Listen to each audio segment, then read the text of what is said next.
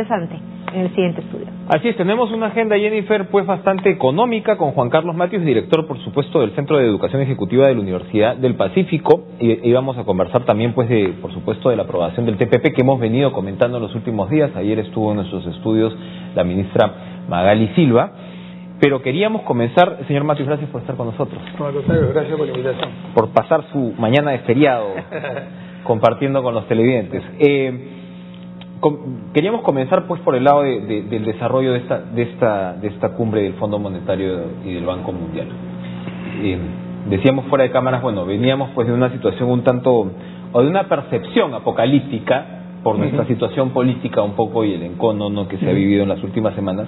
Y de alguna manera, lo primero es que, bueno, siempre estos eventos internacionales, por más alienígenas que parezcan por momentos, ¿no?, traen no solamente capital y movimiento, ¿no?, de dinero, como comentábamos, sino también un aire fresco en términos de las perspectivas de análisis, ¿no? Y nos recuerda que el Perú está inmerso en una economía global y que dentro de todo no le va tan mal dentro de esa perspectiva, ¿no? Exacto, totalmente de acuerdo con lo que señalas, porque al final del día un poco una lección que tiene este tipo de actividades, este tipo de eventos, es que normalmente nos vemos peor desde adentro que desde afuera.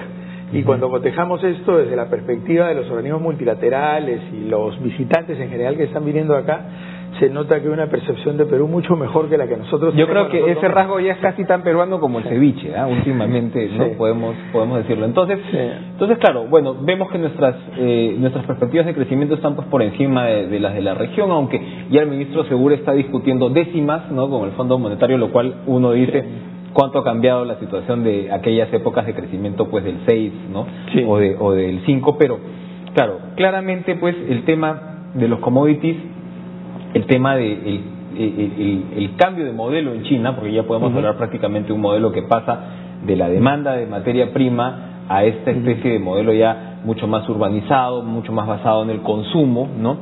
Pero entonces le comentaba las recomendaciones de, por ejemplo, el Banco Mundial, ¿no?, que acaba de presentar hace poco un informe, el informe de prospección económica para la región, ¿no? Entonces dice, el espacio fiscal contracíclico es mucho menor en esta situación y las herramientas monetarias están entre las pocas apropiadas para suavizar la transición de este nuevo equilibrio a la baja, que es, ¿no?, lo que podemos denominar esta nueva economía mundial. Pero dice, las reformas recomendadas van por la eficiencia de mercados laborales y equidad social. Las prioridades son educación, competitividad en el mercado, sector tributario y marcos regulatorios. Y son recomendados, por supuesto, incentivos para reducir la informalidad. Al gobierno, digamos, como que le compete levantar mucho su tema de programas sociales, que es de alguna manera un sello que ellos quieren dejar, ¿no? Claro. Pero por lo demás, ¿qué tal nos está yendo en lo que un gobierno debería hacer en estas circunstancias? Y conversábamos, además, es un buen momento para que el gobierno pues también opere en lo que le queda de este año, ¿no? Que no sea sencillamente un pato rengo. ¿Qué tal estamos y qué cosa es lo que se puede hacer en este último lapso? Si bien se ha hecho una alusión al tema de los programas sociales y de hecho son importantes, el propio Banco Mundial el año pasado presentó un reporte que revelaba que la caída de los niveles de pobreza en el país, que ese es el desafío principal de lo que se está hablando justamente ahora, se explicaba fundamentalmente por el propio crecimiento de la economía, y solo un 20% era explicable por los programas sociales. Por lo tanto, la atención principal tendría que estar mirada hacia cómo recuperamos los niveles de crecimiento. Y hay dos maneras de mirarlo. Si uno se compara con respecto al resto, América Latina este año debería crecer entre 0.4 y 0.5% y Perú 5 veces más. Y en realidad los países de la Alianza del Pacífico 5 veces más, lo que evidencia que ese modelo de apertura tiene sentido, ¿no? Ahora, si nos ponemos a mirar en función a nuestras propias necesidades, todos los años sale al mercado laboral 340.000, 345.000 personas a buscar trabajo, y eso nos obliga a crecer por arriba de 3.5%. Exacto. Es decir, la comparación hacia afuera nos pone en una buena posición, pero si lo miramos en función de nuestras propias necesidades, necesitamos crecer más de lo que estamos creciendo, ¿no? Entonces el desafío viene por ahí. De hecho, ¿dónde está ese 1.5, digamos, de crecimiento adicional que estaríamos necesitando? Hay varios aspectos. Obviamente hay una explicación externa, la desaceleración de la economía, eso es un hecho, eso no es un invento. y se nos están cayendo algunos de los mercados sobre los cuales Perú venía apostando. El mercado de China se había vuelto un salvavidas, digamos, para toda América Latina. El cobre sigue cayendo, el cobre que ha sido pues absolutamente una locomotora, y si bien se dice que aún pues en el Perú sigue siendo barato producir cobre, entonces en términos entre sumas y restas es conveniente, y evidentemente el Perú es un país cuprífero, de todas maneras esa caída del cobre es un indicador poderosísimo de hacia dónde vamos. O sea, tenemos 60% de las exportaciones concentradas en minerales, y oro y cobre son los principales, y el cobre ha caído a los niveles más bajos de los últimos 8 o 9 años. Entonces, sin duda eso tiene un impacto, ¿no? Y lo que sí creo que es favorable es que Perú tiene una política comercial mucho más abierta que el resto. O sea, las 3 economías que forman parte hoy del TPP de América Latina son México, Chile y Perú. Y los que están en la Alianza del Pacífico. Exacto. Y son los 3. Lamentablemente Colombia sí no está en el TPP. Claro. Pero no es una casualidad que sean las economías que justamente se han abierto más. Por lo tanto, el tema, si bien el TPP y todos los acuerdos comerciales ayudan en esa mirada de cómo desconcentrarnos de los minerales y abrir el abanico más, nos obliga a mirarnos adentro, porque más allá de apertura y más apertura, que es importante sin duda, es enfocarse a los temas de competitividad. Uno piensa a propósito de eso que en Colombia, por ejemplo, no está en el TPP por el poco desarrollo del Pacífico, entre otras cosas. Sí. El Pacífico colombiano ha sido pues históricamente abandonado frente. Exacto. Colombia tiene algunas cosas obviamente admirables, pero en su acercamiento con el Asia está bastante más retrasado que como estamos nosotros. Claro. Ahora, y esto nos lleva entonces a lo que usted dice del tema pues de infraestructura y qué tan preparados estamos precisamente pues para entrar. Veía, y lo he estado mencionando a nuestros invitados en los últimos días, este mapa que se ha publicado, el comercio que tiene el Perú con el resto de la región del Pacífico, es decir, esta olla que se crea con el TPP, son 16 billones de dólares de balanza comercial. Chile tiene 26. Y que se diga México que tiene 50 y pico, y de ahí para arriba, ¿no? Entonces todavía, digamos, claro, lo bueno, si vemos el vaso medio lleno, es que el potencial es alto, pero estamos bien atrás todavía. Sí, ahora, si miramos cómo tiene Perú la estructura comercial, sí tiene un punto de ventaja, incluso con los países que tú has señalado, porque 25% de nuestro comercio va con Norteamérica, 25% con Europa, 25% con Asia, 25% con América Latina, lo cual nos hace mucho menos dependientes que, por ejemplo, en el caso de México, que tiene una enorme dependencia de Estados Unidos. Está más diversificado de lo que uno podría creer. Y la recuperación estadounidense nos puede convenir en ese sentido, porque por un lado tenemos miedo al incremento de tasas, pero como decíamos fuera de cámaras, esta inversión que se vino a los países emergentes con el precio pues de los commodities al alza, de alguna manera ya se fue. Lo que se ha estado diciendo en los últimos días, ¿no? Y lo ha dicho el presidente del Banco Central, el impacto de alguna manera por el lado de retiro de capitales, como que ya encajamos el golpe. Y entonces de repente el crecimiento estadounidense en estas perspectivas digamos, son bastante favorables para Perú. Sí, obviamente había la preocupación de que con una siguiente reunión del FED volvieran a subir la tasa de interés y se moviera un poco más de capitales, pero concuerdo con lo que dice Julio Velar en el sentido que sería marginal. El efecto grande de retiro de capitales ya se produjo, y en realidad en el tipo de cambio nosotros no somos los más perjudicados. En el caso de Colombia el tipo de cambio se ha movido casi 100%.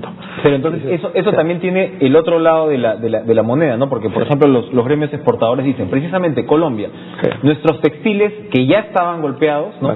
Pierden un montón más frente a la devaluación colombiana, que es mucho mayor porque el tipo de cambio los hace más competitivos. Yo le comentaba un informe del FMI que se llama Ajustándose a precios más bajos de commodities, ¿no? Y dice, la flexibilidad del tipo de cambio puede ayudar a atenuar el impacto del descenso de precios de las materias primas. Es decir, con una baraja o con un tablero de control mucho más limitado, las políticas cambiarias, según el FMI, pueden dar un impacto en el tema de exportaciones y por ende en el tema de economía. ¿El BCR ha sido muy conservador con el tipo de cambio? Digamos, el BCR lo que ha hecho es actuar, como dicen los gringos, como un buffer stock, digamos, con un fondo de recursos del Estado para comprar o vender, para evitar que hayan subidas exageradas o caídas exageradas. Y ha hecho su tarea, digamos, ¿no? El tema es que el dólar se mueve como cualquier producto o servicio por oferta y demanda. Si se retiran dólares de la economía y escasean, el precio va a subir. si entran muchos dólares a la economía porque se exporta más, porque hay más remesas del exterior, el dólar va a bajar. Entonces, en ese juego, las presiones hacia el alza todavía se mantienen, ¿no? Sí. Y el Banco Central lo que está haciendo es jugar a comprar o vender para tratar de que no haya disparadas exageradas. En la última alza no ha intervenido prácticamente, que ha sido un alza marginal, pero no intervino, que es lo que a lo que nos había acostumbrado el BCR. Exacto. En la anterior, hace como 3 semanas, sí se explicó el por qué caía el dólar en el mercado peruano, porque en realidad se esperaba que en la última reunión del FED subiera la tasa de interés y eso no ocurrió. Entonces hay un tema de cálculo, digamos, ¿no? Pero como tendencia, el tipo de cambio debería seguir subiendo y es probable que el próximo año lo tengamos en 3.5 aproximadamente. Nadie tiene una burbuja de cristal, pero digamos una previsión razonable sería cerrar el año con 3.3 y mantener una tendencia hacia arriba hasta más o menos un 3.5 y que se mantenga. Porque otro efecto es que, claro, se supone que todo este tipo de control del cambio comparativo frente a otros países, como vemos que han devaluado mucho más, en buena medida se hace para no afectar la sección dolarizada de la economía. Pero al mismo tiempo la desdolarización, me parece, no ha avanzado como se hubiera querido en los últimos, ¿no? O sea, en el cambio de créditos de dólares a soles y de soles a dólares, pues al final el balance no ha sido como uno hubiera pensado, que se iban a ir más hacia los soles, ¿no?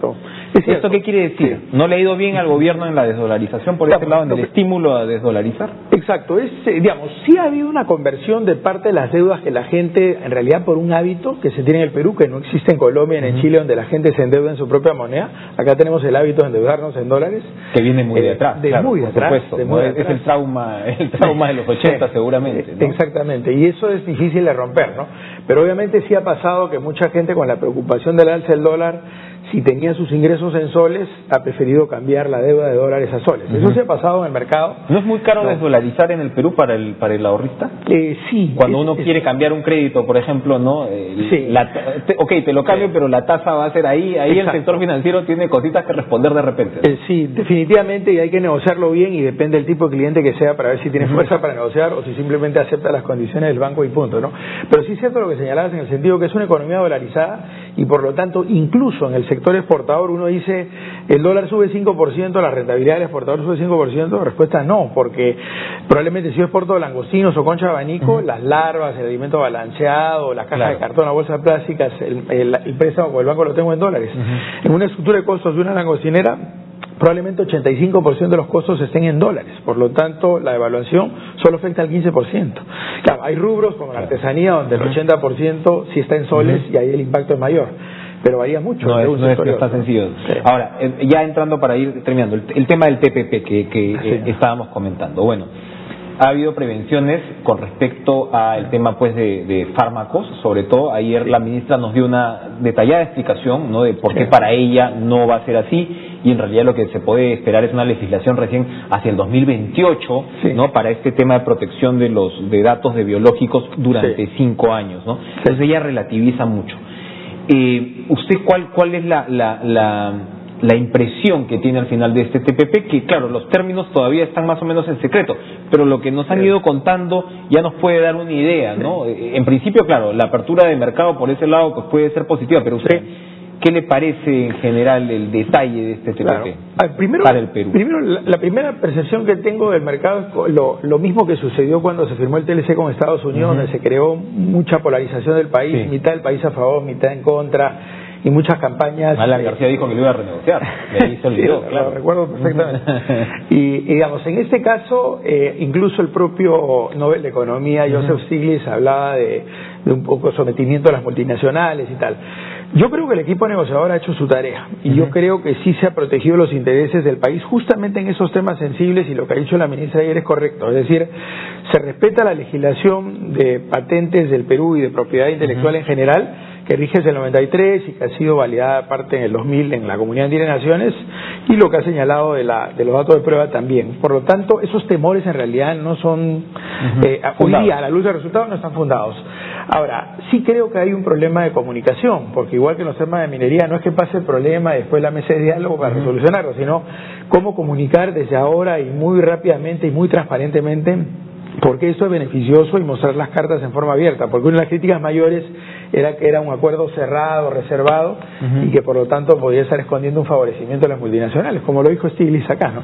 Entonces, hay un tema comunicacional, pero creo que hay ventajas importantes. Una de las principales, y lo señalaste hace un momento, el sector de textiles y confecciones está súper golpeado, y se habla mucho de las bondades del algodón peruano, pero 40% de lo que utiliza la industria es algodón nacional y 60% afuera. Cuando tú trabajas una camisa, un pantalón con esos insumos de afuera, exportas el producto y no gozas de los beneficios de los 19.13 que tiene Perú. Lo que contempla ese TPP es un componente de acumulación de origen, de tal manera que si yo compro insumos de cualquiera de los 12 países, el producto que exporta sí goza de los beneficios. Y es una ventaja fundamental, ¿no?